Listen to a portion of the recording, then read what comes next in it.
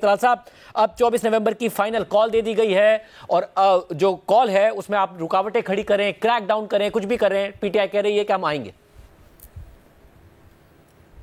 बिस्मिल्लाहिर्रहमानिर्रहीम। शाहजेब साहब, जितने एहतजाज थे पिछले 1.5 से 2 साल में, अगर हम उसको देखें तो पीटीआई नाकाम रही है हुकूमत या रियासत पर प्रेशर डालने पे। और वो जो प्रेशर था इनका, वो हमेशा वो प्रेशर की बजाय इनके अंदर कोई ना कोई टूट फूट या फिर ये ऐसा कारनामा करके गए हैं जो कि बाद में इन्हीं के खिलाफ चार्जशीट बना है। तो ये आप देखिए, हमेशा ही एक्सट्रीम किस्म के ऐलानात करते हैं। आपने देखा पहले इस्लामाबाद पे चढ़ाई करने के लिए लॉन्ग मार्च पेशावर में अनाउंस किया गया। उस वक़्त भी अगर वो प्रेस कॉन्फ्रेंस ना होती, अनाउंसमेंट ना होती, तो बिल्कुल लग रहा था और तैयारी थी कि इलेक्शन उस वक्त हो जाते और असेंबलियां तोड़ दी जाती। वो इनके पॉलिटिकल प्रेशर डालने की वजह से वो उस वक्त ना हुआ। उसके बाद फिर इन्होंने एक्सट्रीम एक लॉन्ग मार्च किया, इस्लामाबाद में आग लगाई, कुछ ना हुआ। फिर उसके बाद असेंबलियां तोड़ दी, असेंबलियों से भी कोई चीज चेंज नहीं हुई, फिर इस्तीफे दे दिए। ये सारे एक्सट्रीम किस्म के एहतजाज के तरीकाकार हैं जिसका कोई असर उस वक्त के सिस्टम और हुकूमत पे नहीं हुआ। और इसके बाद अब मौजूदा सूरत हाल में 2 बड़ी ये कॉल्स दे चुके हैं और दोनों कॉल्स में इनके अपने रहनुमा या तो मशकूक हुए हैं या फिर उन्होंने डॉज किया है अपने कारकुनों को भी और बानी पीटीआई को भी। और आप देख लें, जैसे हर एहतजाज के बाद इनके अंदर कोई तोड़फोड़ हो जाती है, ये अंदर से टूट फूट जाते हैं, कोई ना कोई नया रहनुमा या साइडलाइन कर दिया जाता है या उसके खिलाफ चार्जशीट उसे कर दिया जाता है कि वो मिल गया है, वो गद्दार है। आप शाह महमूद कुरैशी देख लें, उनकी फैमिली को चार्जशीट कर दिया गया, वो अलहदा है। परवेज इलाही साहब बिल्कुल इंटरेस्टेड नहीं है। पुराना कोई भी सियासी आदमी, वो गंडापुर साहब रह गए थे, उन पर तो लोग अब यकीन नहीं करते जिस तरह उन्होंने 2 दफा किया है। तो ये वाली कॉल भी, इसका हशर भी वही होगा जो पिछली तमाम इनकी इस तरह की एहतजाजी कॉल्स का हुआ है। और मैं समझता हूं फैक्टर्स आपने कहे, अब उसमें मसला ये कि इस दफा इमरान खान ने कहा है कि जितनी भी लीडरशिप है उसको आना पड़ेगा, जितने भी एमएनएज हैं, एमपीएज हैं, पार्टी की लीडरशिप है उनको आना पड़ेगा।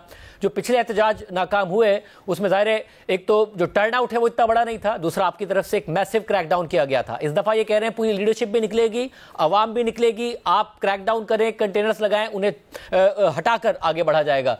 तो इस दफा कैसे रोकेंगे आप? देखिए, क्रैकडाउन अगर ये उसका शिकायत करते हैं तो अगर ये कोई एसओपीज के अंदर कोई एहतजाज की कॉल या जलसे करते रहे, उन्हें इन्हें इजाजत मिलती रही है। मगर देखिए, आप पिछली 2 जो बड़े इजाजत के बाद भी कभी वापस ले ली जाती है, कभी रुकावटें लगाई जाती हैं, कभी कंटेनर्स होते हैं, कभी रेड्स होते हैं, ये सब तो होता है। देखिए, जिनका माजी 9 मई हो, जिनका माजी सुप्रीम कोर्ट पे शलवारें लटकाना हो, पीटीवी पे कब्जा हो, कैदियों को रहा करवाना हो, जिनका माजी इस तरह के इकदामात से भरा पड़ा हो, उसको बड़ी मुहताक हो के इजाजत देनी पड़ती है। बहरहाल, अगर उसके बाद जो 2 कॉल्स थी इनकी बड़ी कॉल्स, उनमें टर्न आउट अगर रहा तो सरकारी मुलाजमीन को और बहुत सारे लोगों को अगर लेकर आके कामयाब हुए तो वो केपीके था। पंजाब खामोश रहा, पंजाब की तरफ से कोई रेजिस्टेंस आपको इतनी बड़ी नहीं मिली, सिंध में कोई रेजिस्टेंस नहीं मिली, केपी बलूचिस्तान में कोई इतनी बड़ी रेजिस्टेंस नहीं मिली। इवन इस्लामाबाद, जहां पर ये कहते हैं कि हमारा हब है और इन्हें बहुत कहते हैं हमें वोट मिलता है, वहां से भी कोई खातर खा ऐसा नहीं। सो मामला ये है कि ऐसा कोई इसमें खतरे की बात नहीं है। और ये तो कहते थे, हर दफा ही कहते रेड लाइन है, हर दफा कहते आखिरी दफा है, हर दफा कहते मैं खुद देखूंगा, हर दफा कहते जो नहीं निकलेगा फिर ये हो जाएगा। 26वीं तरमीम हो गई, आर्मी चीफ की अपॉइंटमेंट रुकने की हो गई, हुकूमत असेंबलियां तोड़ के इलेक्शन करवाने की कोशिश की, नहीं हुए। उसके बाद अपनी रहाई के लिए कई हीले बहाने किए, कुछ नहीं हुआ। और अब भी 190 मिलियन सर पे खड़ा है। मसला ये है। और दूसरी बात है कि अब इनके पास, इन्हें लगता है कि अंधेरा ही अंधेरा है, अब शायद वो गुड टू सी यू या अदलिया से भी इमदाद आने की कोई चांस नहीं लगता, इसलिए फ्रस्ट्रेटेड हैं और इसलिए अब ये लास्ट कॉल के तौर पर अगर इन तमाम फैक्टर्स की वजह से वो फ्रस्ट्रेटेड हैं, तो कहीं इन तमाम फैक्टर्स की वजह से आप भी ओवर कॉन्फिडेंट तो नहीं हैं कि जी अब कुछ नहीं होगा, लोग नहीं निकलेंगे, नहीं आएंगे? आप लोग फरवरी के इंतखाबात में भी ओवर कॉन्फिडेंट थे, नताइज फिर क्या हुए, फिर किस तरीके से मामलात हुए, फिर आपको कैसे हुकूमत मिली, तो आप इस दफा भी अगर वो फ्रस्ट्रेटेड हैं, कहीं आप भी ओवर कॉन्फिडेंट तो नहीं है? देखिए, हमेशा आप देखें सरवाइव किसने किया, आखिर कौन कामयाब हुआ? सबसे पहले नो कॉन्फिडेंस कामयाब हुआ, उसके बाद असेंबली तोड़ी गई, गलत तोड़ी गई गैर आईनी तौर पर, वो दोबारा हुकूमत, फिर इन्होंने कहा फौरन इलेक्शन करवाओ, नहीं हुए, फिर इन्होंने असेंबलियां तोड़ी, नहीं कामयाब हुए, इस्तीफे दिए, नहीं कामयाब हुए, इलेक्शन हुए, उसके रिजल्ट्स नहीं मानते, नहीं कामयाब हुए, हुकूमत बनी, 26वीं तरमीम, उसको रोकने की कोशिश, नहीं कामयाब हुए। तो हमेशा सरवाइव अल्हम्दुलिल्लाह वो नून लीग और हुकूमत ने किया है, पाकिस्तान की रियासत ने किया है। जितना ब्लैकमेल इमरान खान ने किया है, पाकिस्तान की 75 साल की जो तारीख है उसमें इतना ब्लैकमेल रियासत को कभी नहीं किया। 9 मई हो, IMF को खत हो, साइफर हो, इस्लामाबाद का लॉकडाउन और पाकिस्तान को बंद करना हो, और उसके बाद एक सूबे का वजीर आला कहे कि मैं आऊंगा और फिर सरकारी मशीनरी से सब कुछ ले आऊंगा, लेकिन रियासत ब्लैकमेल नहीं हुई और ना होगी। और इस दफा उन्होंने जो एहतजाज के साथ मैसेजिंग भी की है, वो भी आपको नहीं की, हुकूमत को नहीं की, बल्कि इदारों को ही की है, और कहा कि एहतजाज लीड करने और ख़त्म करने का इख्तियार उसी कमेटी के पास होगा जो मैं बना रहा हूँ, और मुज़ाकरात जब करने होंगे, मुज़ाकरात का दरवाज़ा खुला रखा है, मगर कहा जब करने होंगे और जिससे भी करने होंगे, हैंडलर्स जिसको आगे करेंगे हमारी कमेटी उनसे मुज़ाकरात करेगी। यानी ये भी एस्टैब्लिशमेंट को कहा है कि वो आपके हैंडलर्स हैं, वो मजबूर होंगे मुज़ाकरात के लिए, फिर उनसे मुज़ाकरात होंगे। देखिए, एक तो ये वो वाली एस्टेब्लिशमेंट नहीं है जो डबल गेम्स करती थी या हुकूमत कुछ के पीछे खड़ी नहीं होती थी, ये बड़ी क्लियर है। और आज का जो सियासी इस्तेकाम है, आज की जो मुआशी इस्तेकाम है, आज जो पाकिस्तान में महंगाई में कमी हो या स्टॉक एक्सचेंज की बेहतरी हो, उसमें पूरे के अदारे जो हैं साथ खड़े होने की वजह से है। ये इमरान खान साहब की बातें याद आ गई कि इमरान खान साहब कहते थे जनरल बाजवा की एस्टैब्लिशमेंट वो एस्टैब्लिशमेंट है जो माजी में कभी नहीं थी, इससे बड़ा जमहूरी तो आया ही नहीं कभी आर्मी चीफ, क्योंकि ये पूरी तरह हुकूमत के साथ खड़ा है, ये मेरे साथ खड़ा है, मैं कहना चाहता हूं, पूरी कौम को बताना चाहता हूं। वो बातें याद आ गई। ये एक्चुअली बाजवा और इमरान जो थे ना, ये दोनों ही डबल गेमर्स, और वो एक दूसरे से जो मुनाफकत होती है वो दोनों ही कर रहे थे।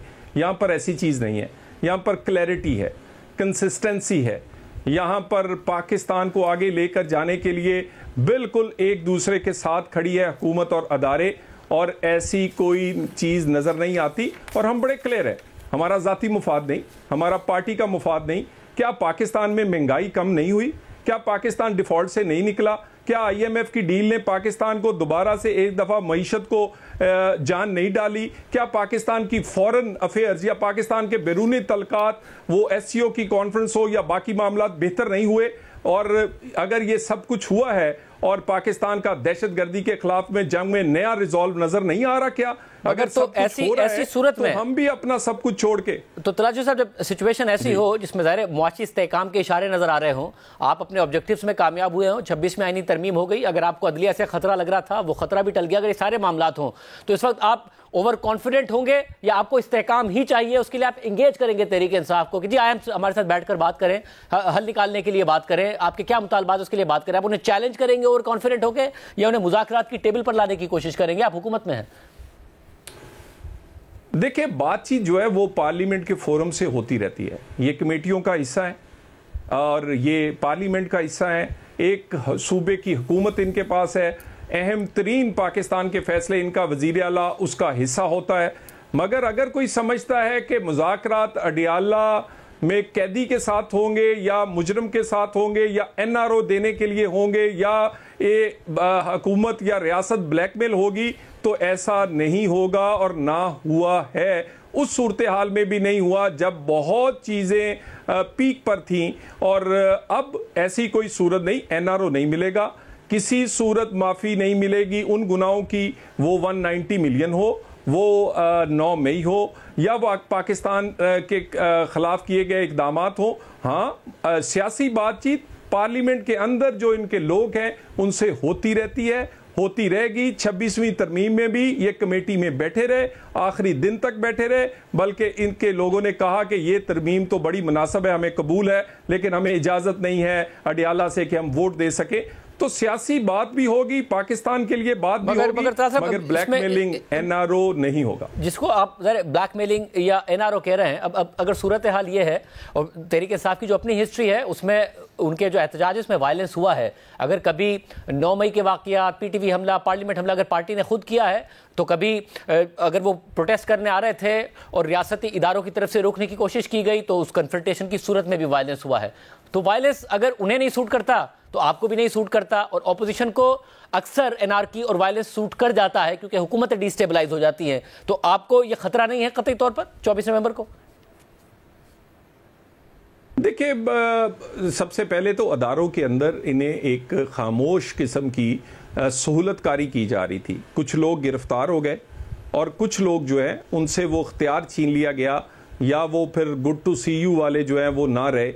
और अब उसके बाद जब अंदर से इनकी जमात भी टूट फूट का शिकार है, जब इनके पास लीडरशिप नहीं है, इनके घर भी बहन और भाभी का मामला है, और वैसे भी लोग अब ये समझते हैं कि जब इकॉनमी बेहतर हो रही हो, जब पाकिस्तान बेहतरी की तरफ जा रहा हो, तो एहतजाज की कोई वजह होनी चाहिए ना। क्या एहतजाज में बिजली की बिल की बात कर रहे हैं, एहतजाज में दहशत गर्दी की बात कर रहे हैं, एहतजाज में पाकिस्तान में लोगों का चूल्हा चलाने की बात कर रहे हैं? नहीं, सिर्फ एक है, हमें माफी मिले, एनआरओ मिले, 190 मिलियन हो या दूसरी चीजों से हमें जान छुड़ाई जाए।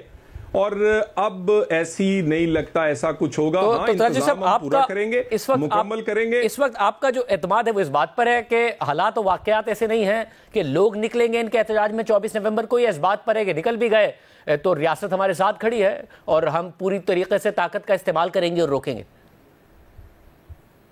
देखिए, हम सियासी एक हुकूमत है और सियासी हुकूमत ताकत का इस्तेमाल आखिरी ऑप्शन होता है, और उससे ताकत का इस्तेमाल तो उस दिन भी ना हुआ जिस दिन 9 मई हो रहा था। ताकत का इस्तेमाल तब भी ना हुआ जब इस्लामाबाद को 25 मई 2022 को आग लगाई जा रही थी। ताकत का इस्तेमाल SCO के मौके पर भी, इनकी शरारत के मौके पर नहीं हुआ।